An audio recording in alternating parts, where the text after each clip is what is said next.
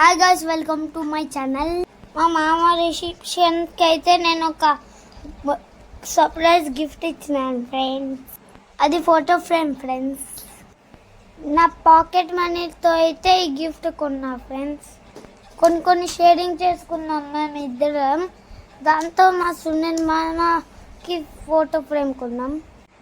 మా మమ్మీ డాడీలు అయితే కొన్ని స్నాక్స్ తీసుకోవడానికి డబ్బులు ఇస్తారు కదా ఫ్రెండ్స్, దాన్ని నేను సేవ్ చేసుకున్నా. ఈ మామ అయితే నాకు మా చెల్లెకి అయితే చాలా మస్తు చూస్తారు ఫ్రెండ్స్. అందుకే నేను మనీ సేవ్ చేసుకొని ఫోటో ఫ్రేమ్ కొన్నా.